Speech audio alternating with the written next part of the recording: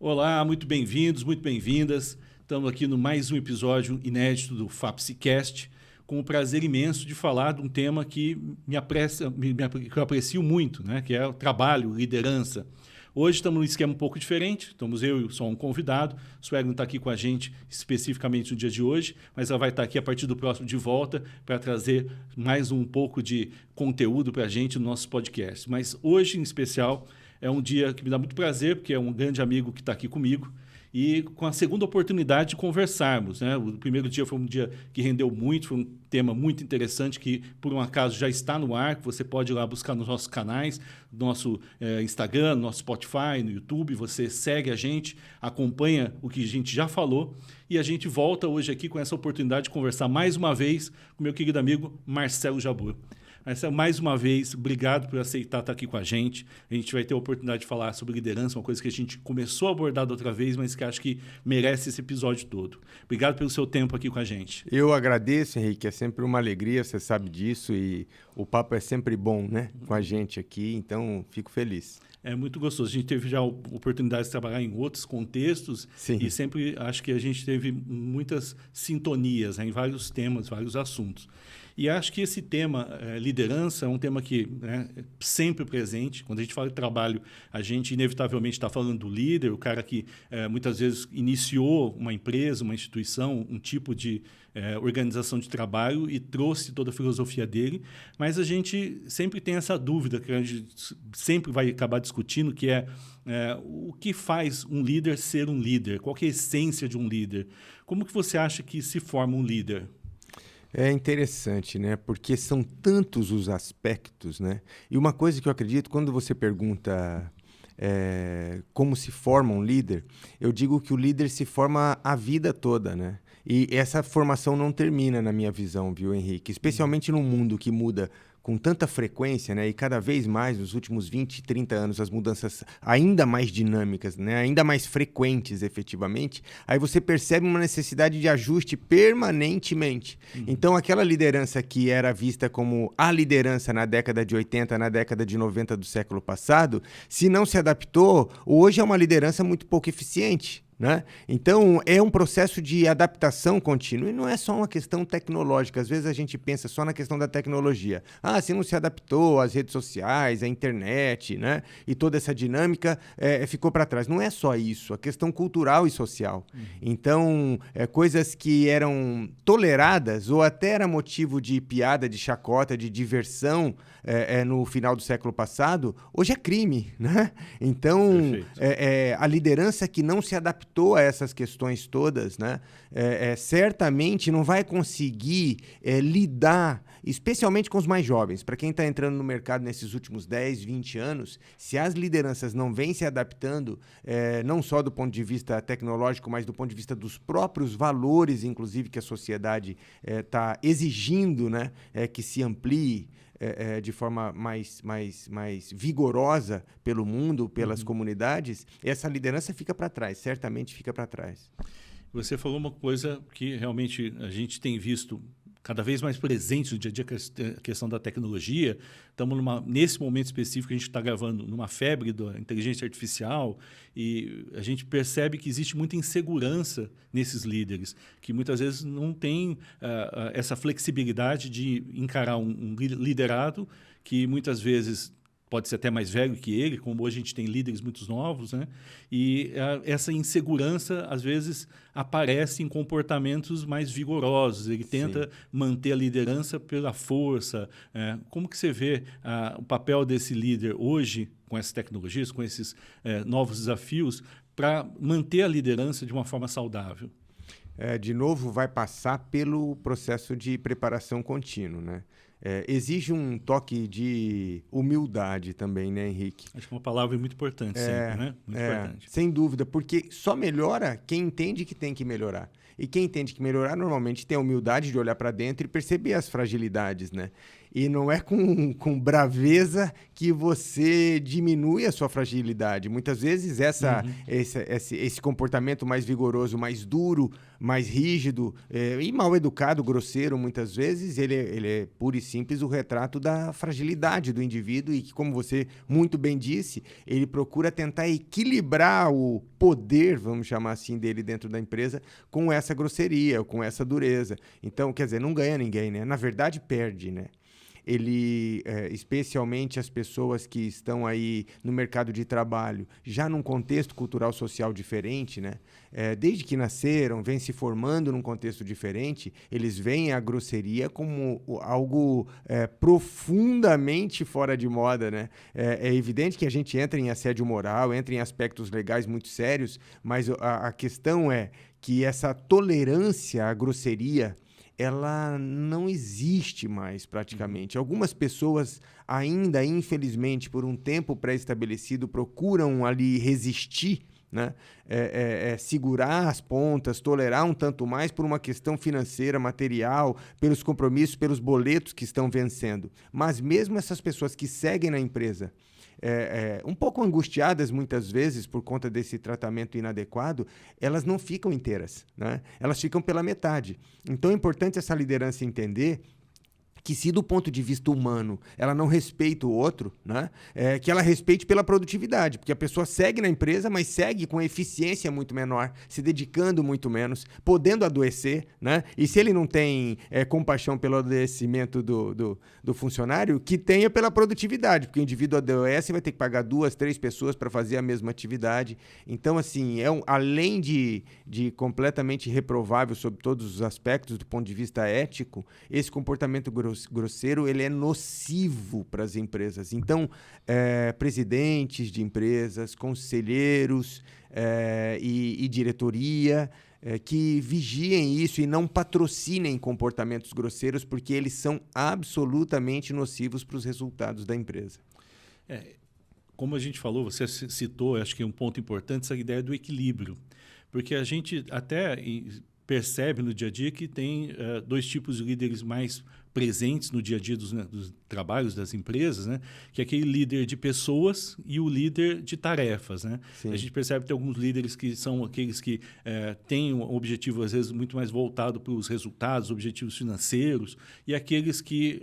esses, muitas vezes, as empresas acabam privilegiando esse tipo de líder e acaba tratando o outro líder, que é aquele líder que pensa em pessoas, como o líder que abraça a árvore, né? Sim. Eu ouvi muito isso, né? Se o sujeito tem um foco em pessoas, está abraçando a árvore. Então, toda essa crítica, inclusive, ao RH por conta disso.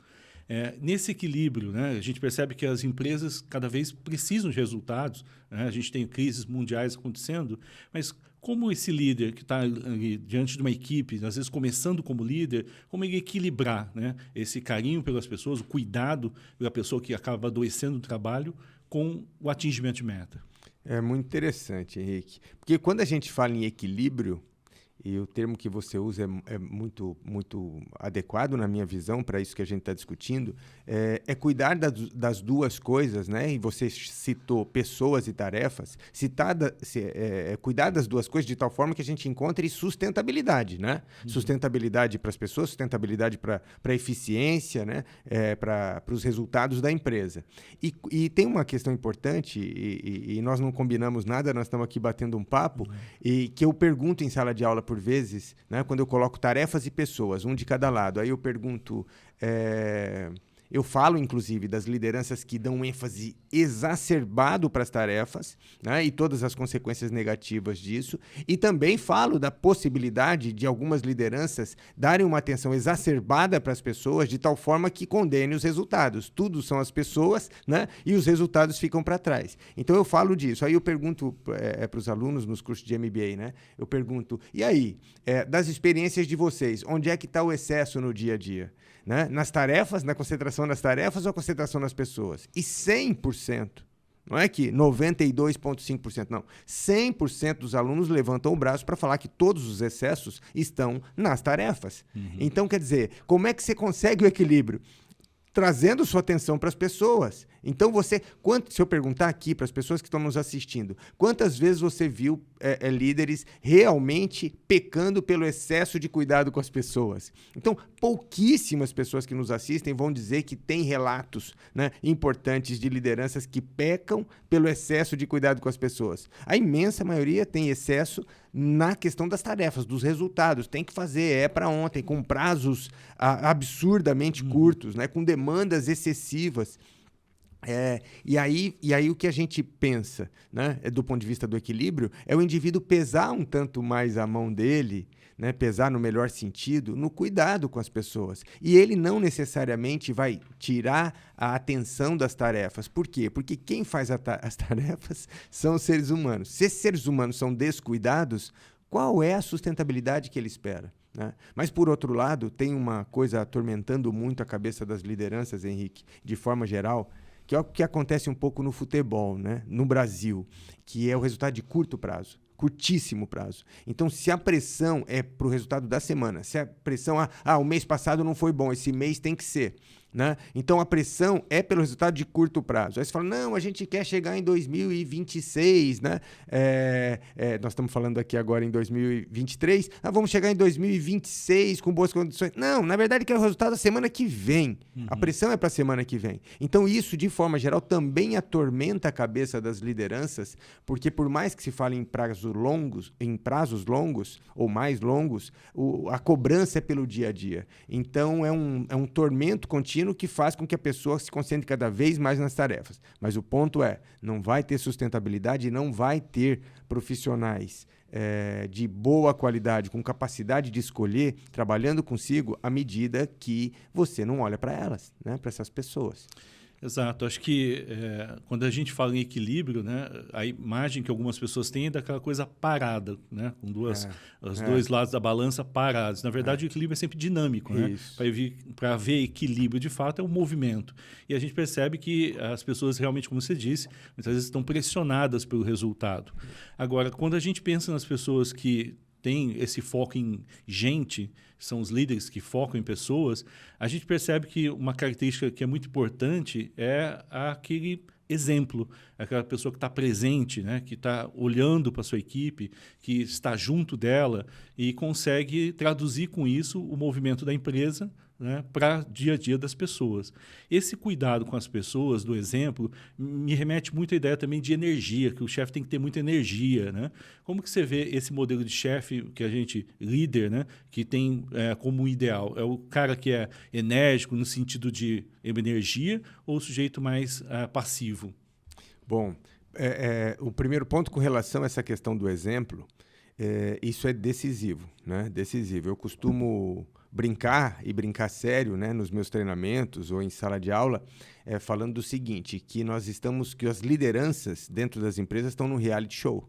Né? Uhum. Então tem câmera para todo lado. E essas câmeras são os olhos das pessoas da equipe. Eles estão monitorando, acompanhando todo o tempo os movimentos. Então não adianta a liderança pregar a organização se ela é desorganizada. Né? Uhum. Ela exige o planejamento do time e se o time resolver pedir, me mostra o seu, chefe, né? Esse seu planejamento aqui não vai sair nada. Então, de repente, a liderança pede um tratamento mais cortês com os clientes, com fornecedores ou dentro da própria equipe, com as outras áreas da empresa, mas não dá bons exemplos do ponto de vista do relacionamento, comunicação e tratamento às pessoas.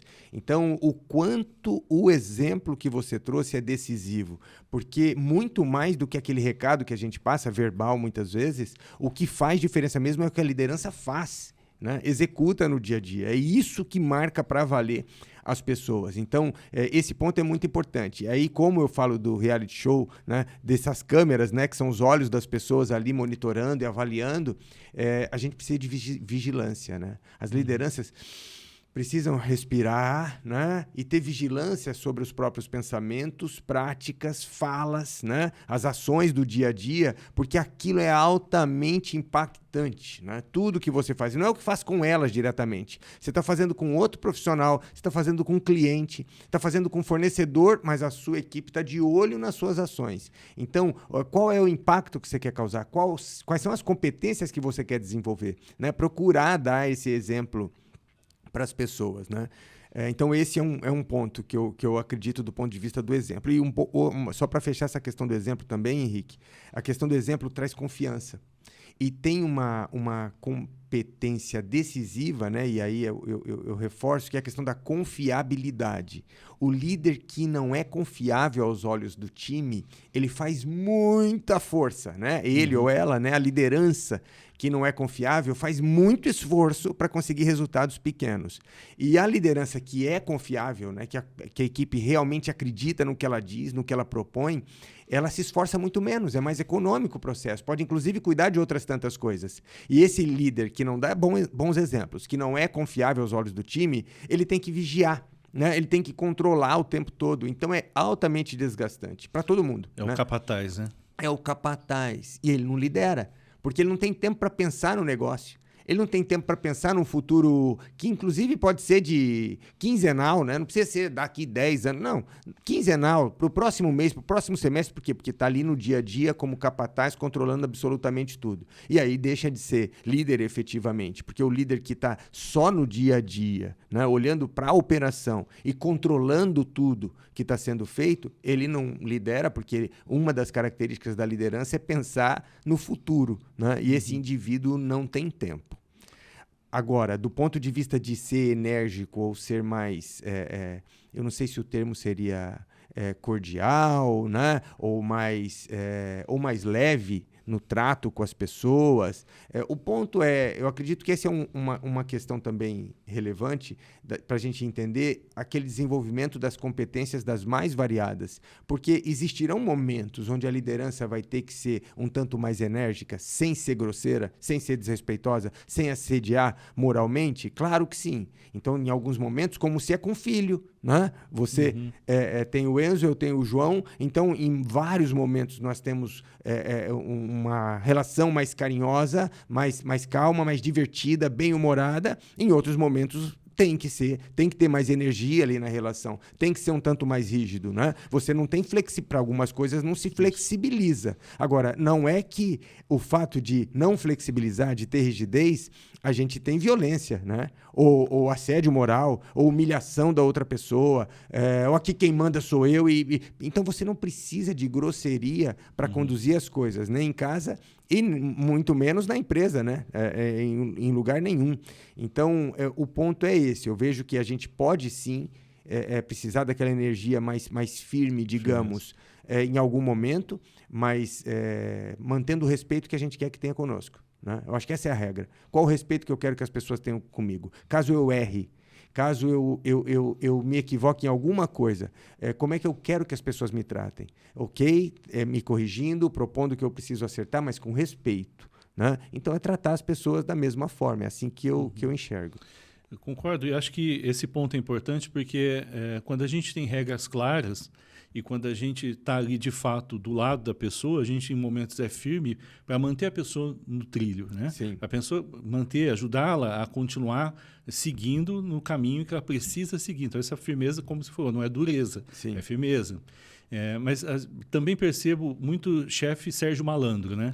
Em que a gente está naquela situação em que a pessoa, às vezes, ou é nova na função ou não sabe muito bem o que fazer, né? Por conta de cenários de mudança e tudo mais, e fica recolhida no papel de líder só criticando. Sim. Então é aquele sujeito que as pessoas têm medo de chegar nele porque sabe que o que disser vai ter alguma coisa que a pessoa vai ou dizer, não era assim que eu queria, ou mudou a regra, e gera medo. Né? Porque eu acho que é um sentimento que muitas vezes está ligado ao papel do líder no dia a dia. As pessoas têm medo, né? Não que deva ter. Percebo Sim. que as pessoas acabam sentindo medo. O líder que dá medo nas pessoas é um pior líder que existe. Você concorda com isso? O que você pensa desse tipo de líder, Sérgio Malandro? Então, eu vou te dizer que esse líder que bota medo nas pessoas, ele é o líder mais mal informado que existe na empresa. Então, assim, a liderança que amedronta as pessoas, que as pessoas falam assim, não é bom falar para ele. É como o pai, tem aquele pai ou a mãe, às vezes, mas principalmente o pai em casa, que é muito durão, que é rígido, que com ele não tem conversa, as informações não chegam. Né? Não fala isso pro seu pai, não. Até a mãe mesmo fala, não fala isso pro seu pai, não. Né? E o filha pede pra mãe, mãe, não fala pro pai, não. Então, vai ficando o indivíduo muito mal informado. E no caso da liderança, a liderança é uma função tomadora de decisão. Essencialmente, está tomando decisão. Então, nós vamos imaginar o seguinte, além de toda essa questão do ponto de vista do relacionamento, do respeito, da ética, né, no tratamento ao outro, aí tem uma questão de informação mesmo. Um tomador de decisão, uma tomadora de decisão precisa de dados, de informação, de pareceres. E precisa de informação, às vezes, boa e muitas vezes ruins. Né? Deu zebra ali, deu um problema ali. E agora, se não chega essa informação do problema, ou do problema como ele é efetivamente, o indivíduo vai tomar decisão muito mais superficial, né? Porque ele amedrontou o time não traz as informações com medo de tomar bronca, entre outras coisas, né? Às vezes até medo de demissão mesmo, ou medo de perder uma oportunidade, não posso levar isso para ele ou para ela, porque se eu levar eu vou me dar mal. E aí não leva as informações, o indivíduo não sabe o que está acontecendo, toma a decisão superficial e sofre imensamente com isso. Então a liderança que se vangloria por vezes desse respeito super entre aspas, porque é medo efetivamente, está dando um tiro no pé gigantesco, né? Está tomando decisão sem base confiável todos os dias, porque a sua equipe não leva as informações que são necessárias. Então é profundamente prejudicial. A gente percebe que, assim como situações de casa, né? Um filho chega com uma nota vermelha em casa e para o pai é uma surpresa, o pai fica bravo, é um pai mal informado. Sim. Porque aquilo é resultado de um processo, né? Perfeito. Só chegou numa nota ruim porque ele não estudou ao longo do tempo. Então, você não sabe o que o seu filho está estudando. Eu vejo isso muito semelhante ao processo de empresa. Né? O sujeito que fica bravo porque tem um resultado inesperado ali é porque ele não acompanhou. Isso. Ele não sabe o que estava acontecendo. E aí se surpreende com alguma coisa. Né? Eu acho que essa preocupação que as pessoas têm é exatamente porque falha a comunicação. Exato. O líder precisa ser um bom comunicador, né? Sem dúvida. E o que falta muito também, Henrique, nessa esteira do que a gente está falando, é esse acompanhamento, né, que você trouxe na relação com o filho e dentro da empresa. Esse acompanhamento, esse alinhamento contínuo. Então, isso não acontece. As pessoas, as lideranças, elas vão dar muitas vezes, especialmente em grandes empresas médias e grandes, elas vão dar o feedback ou fazer uma reunião de alinhamento porque é obrigatório, entendeu? Porque vai para avaliação de desempenho da liderança e dos liderados, porque o RH vai cobrar, sabe? Uma coisa muito pobre do ponto de vista do exercício da liderança, o indivíduo fazer alinhamento regular ou feedback mútuo, né? Porque alguém está cobrando. Contrário a isso, ele deveria fazer para sua gestão muito mais adequada, eficiente, produtiva, contínuo, que seja quinzenal, que seja mensal, que seja bimestral ou trimestral, mas um acompanhamento muito mais próximo, por vezes diário, mas quando você vai desenvolvendo muito bem a sua equipe, você não precisa tanto de um acompanhamento diário, porque o seu time faz, né, aquilo que foi combinado, está muito bem preparado, faz melhor, inclusive, do que a liderança faria, mas isso é mérito da liderança, inclusive, porque muitas vezes vem dando essa condição do indivíduo se desenvolver e vai fazendo muito bem as suas próprias atividades, mas o ponto é que falta esse acompanhamento para valer, né? E quando falta esse acompanhamento, você não sabe o que está se passando com o indivíduo, você não tem as informações. Outra, ponto importante, você não sabe o que está se passando na cabeça do indivíduo até por conta de questões pessoais. Às vezes a pessoa está com algum problema de ordem emocional mesmo, às vezes física, se não nela, nas pessoas que estão na família, tendo dificuldades efetivas, às vezes até do ponto de vista financeiro, material, e você não tem um acompanhamento. Não é que você vai ouvir essas coisas todas, a liderança vai se transformar num profissional da psicologia e tratar todo mundo. Não é nada disso, não é nada disso. Mas simplesmente o fato de acolher o indivíduo, né, com o problema que tem, ouvir com o coração e com a mente abertos, já muda muito o contexto. Você traz o indivíduo para o jogo, melhora o estado de ânimo para o dia de trabalho, para a semana de trabalho, o indivíduo entende que pode contar com você. Isso tudo por falta de um acompanhamento periódico, né, pré-estabelecido. E quando tem, né, eu atendo muitas lideranças dentro das empresas, individualmente, inclusive, em trabalhos de mentoria, e quando tem esse acompanhamento, o que acontece tem as agendas lá definidas, mensais, né, de encontros e tal, que seja de meia hora, 40 minutos, 1 hora, e aí alguém chama para uma outra reunião, desmarca com a pessoa da equipe. A diretoria chamou para alguma coisa, pumba, desmarca com a pessoa da equipe. Tem um cliente que falou, desmarca. Um dentista que seja para uma limpeza dos dentes, desmarca aquela reunião com a pessoa da equipe. Não sou contra dentista e não sou contra reunião com diretoria, não sou contra nada disso. Mas o ponto é, se tem alguém importante na nossa equipe para a gente acompanhar regularmente, né, e tá ali ajudando, trocando, né, alinhando o trabalho, com os nossos liderados, né? E muitas vezes esses são os mais negligenciados, né? A liderança cuida de tudo e de todos, menos da própria equipe. Então, o que esperar, né? E hoje, esse acompanhamento, acho que foi dificultado, né? Na época da pandemia, que teve pouco tempo atrás, que as pessoas ficaram trabalhando remotamente, ninguém ainda tinha o hábito, né? Muitas equipes não trabalhavam remotamente, tiveram que aprender.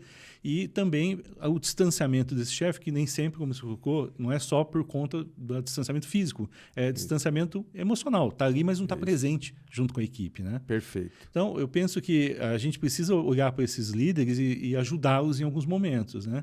Eu costumo dizer que não existe comportamento bom nem ruim, não existe resultado bom nem ruim. Existe comportamento e existe resultado. Sim. Comportamento é fruto de uma história, né? Se comportamento é considerado baixo, a história anterior é que fez chegar naquele ponto.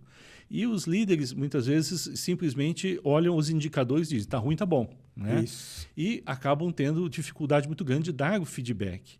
Se você fosse ajudar nesse momento aqui, sessão ajuda, né, para esse líder que está inseguro e dar um feedback ruim, que é o mais difícil sempre, né? Como que esse líder deveria dar um feedback ruim para o seu liderado? Então, as duas coisas, se você me permite, eu até abordaria as duas coisas, porque tanto um feedback que a gente chama de ruim, ou feedback negativo, ou de reprovação, tem gente que chama de construtivo, qualquer que seja o nome, aquele que você tem que reprovar a prática, quanto aquele que você reconhece, que você elogia, os dois, com boa qualidade, são raros no mercado. Mas respondendo a sua pergunta mais diretamente, falando desse feedback negativo, ou construtivo, ou de reprovação, é preciso duas coisas. Eu normalmente sugiro dois fatores a serem considerados, né? Um deles o respeito. Um deles é o respeito. Porque se você vai dar um feedback negativo e vem com grosseria, né, você perdeu o indivíduo. Então, faltou o respeito. Quando falta o respeito, no começo da conversa, inclusive, faltou o respeito, a pessoa já não está ouvindo a mensagem em si. Inclusive, ela está se sentindo agredida e não está recebendo mais. Isso no curto prazo. No curto prazo já é horroroso. Né? Eu perco a atenção do indivíduo para aquilo que realmente é importante, porque ele está se sentindo agredido. Então, isso é negativo no início. Né? A gente já perde o efeito que poderia ter adequado daquele feedback já no primeiro momento. Então, e no médio e longo prazo da mesma forma, porque se eu faço uma agressão a você, verbal, né, que é o exemplo nosso, você dificilmente vai esquecer, né, Henrique? Dificilmente. Vão passar 2, 3 anos, às vezes 10, 15, 20, 30 anos, e você vai se lembrar daquela agressão feita naquele feedback na empresa assim, assim, assado. Então, qual é a vantagem dessa liderança em dar um feedback desrespeitoso, grosseiro, né? Por vezes maldoso mesmo. Por vezes o indivíduo senta com vontade de ferir o outro. Quer dizer, é uma imbecilidade. Do ponto de vista da liderança, é uma imbecilidade, né? Porque você faz tudo o que não deveria ser feito. Então, tanto no curto, quanto no médio, quanto no longo prazo, a gente perde o indivíduo quando tem grosseria. E uma outra coisa importante para esse feedback, que a gente pode seguir chamando de negativo, de construtivo, que é a clareza. O meu respeito, a outra é a clareza.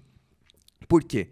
Tem muita gente que tem dificuldade de dar esse feedback negativo, aí é um outro lado, uma outra ponta, com medo de ferir, né? Com medo de que a pessoa fique magoada. Nossa, eu tenho que falar das dificuldades do Henrique, mas eu fico com medo dele ficar sensibilizado. Será que ele vai ficar chateado? E aí a pessoa dá muitas voltas, fala de um monte de coisa, de repente de outros assuntos, toca muito superficialmente naquilo que precisa ser corrigido. Às vezes o indivíduo sai da sala, né, encontra outra pessoa no corredor, aí a pessoa pergunta, e aí, como é que foi lá a conversa com o chefe?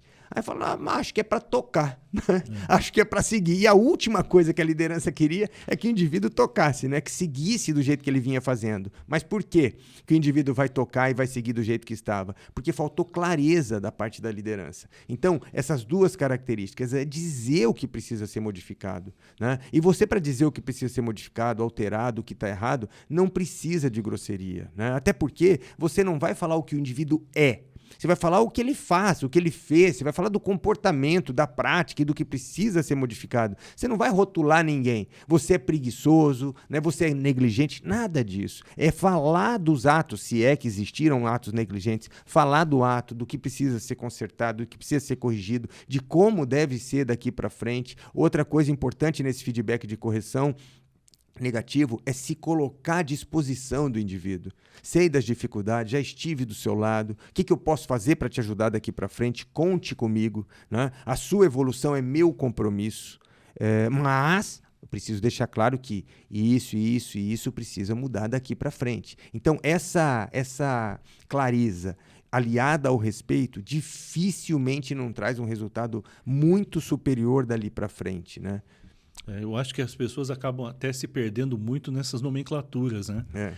Se lançam muitas nomenclaturas para tudo, né? O tipo de chefe servidor, chefe, o coach, né? Então, acho que existe muito que se perde da relação humana quando se tenta encaixar nos modelinhos que se pregam por aí, né? Concordo. A gente tem que olhar para esse lado humano e a presença do indivíduo ali como chefe, como pessoa do lado da sua equipe.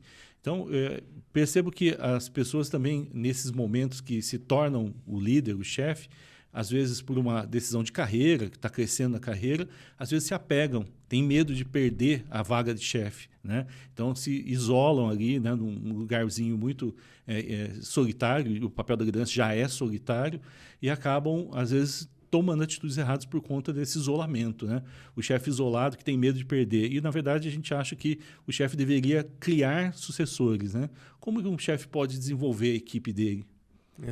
Enquanto ele se mantém com medo de perder a sua função, e esse medo passando, inclusive, por evitar que outras pessoas dentro do time cresçam, né?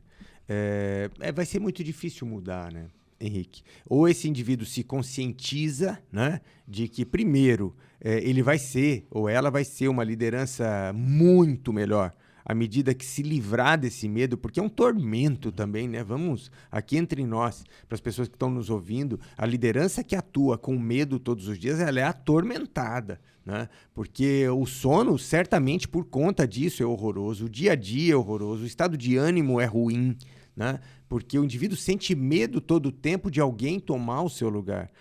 Fora que a equipe toda percebe isso, né? A falta de confiança se estabelece. Você falou desse isolamento exagerado, a liderança, sim, é uma função isolada por natureza, mas esse indivíduo se isola de maneira exacerbada e aí, quer dizer, vai ficando cada vez mais distante do time, a sua liderança vai ficando muito mais empobrecida, né? Então, essa é um apego, né, Henrique? É uma questão de apego. A pessoa se apega. E, às vezes, a gente acha que se apega por uma questão financeira. Mas não é necessariamente por uma questão financeira. É a questão do status que a pessoa entende que tem, do poder, né, que ela entende que tem, porque sempre entende que tem, né? Porque esse poder acaba assim, né? Basta a decisão de uma outra pessoa, basta um probleminha de saúde, inclusive, para você se ver enfraquecido, né, naquele momento que seja, às vezes por um período um pouco mais longo. Então as coisas são tão impermanentes, mas a pessoa entende que se ela agir daquela forma, ela vai continuar ali, né, naquela função, mas sempre o apego gera medo, que é o medo de perder. E esse medo de perder cega o indivíduo para enxergar coisas muito claras, né? E também um outro ponto importante que a pessoa não entende, que você falou da sucessão, né? Que ela não entende a vantagem de preparar outras pessoas, é que ela pode ir para níveis ainda superiores, né, na carreira, né, ou dentro da empresa, ou até no âmbito pessoal, né? À medida que ela desenvolve outras pessoas e essas pessoas conseguem dar conta do recado, ela se libera para cuidar de coisas mais sofisticadas.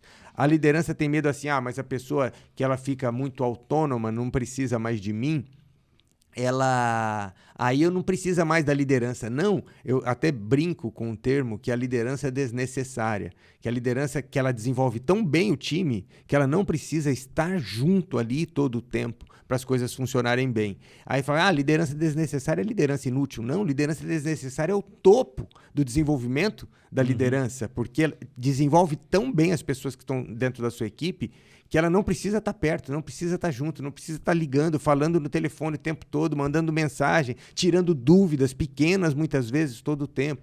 Então, essa capacidade precisa ser desenvolvida, mas enquanto o indivíduo estiver apegado à função, apegado ao cargo, apegado ao status, o medo vai ser predominante. E com medo, as tomadas de decisão não são muito inteligentes, né?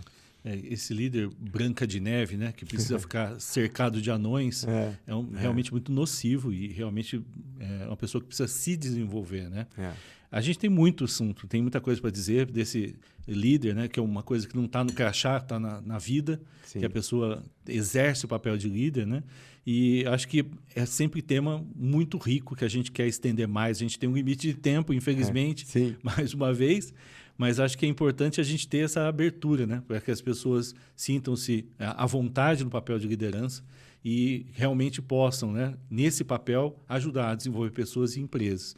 Para a gente encerrar, que recado se daria para esses líderes de hoje? Né? O que eles devem se atentar no seu papel de líderes? Eu costumo sugerir que as lideranças, Henrique... Claro que eu sugiro muitas coisas, né?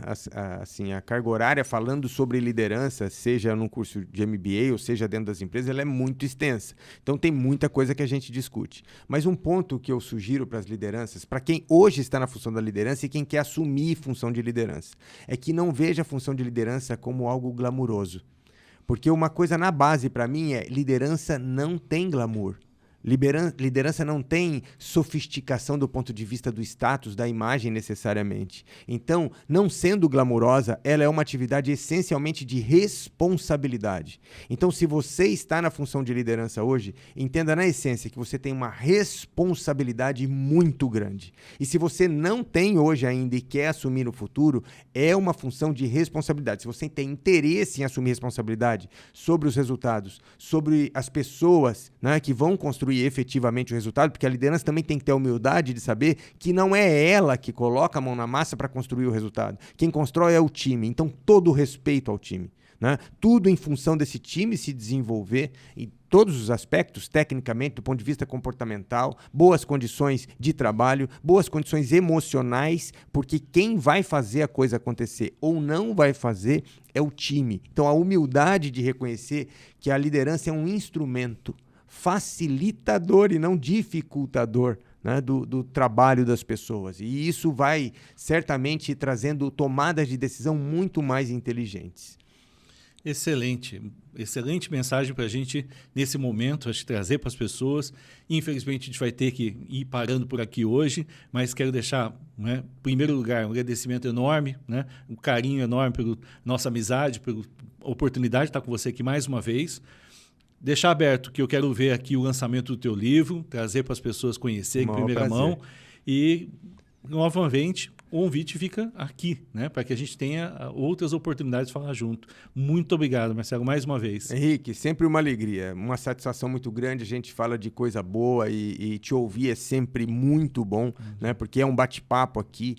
Então, conte comigo, estamos sempre juntos. E no lançamento do livro, certamente, eu envio para vocês e nós vamos bater mais papo. Muito bom.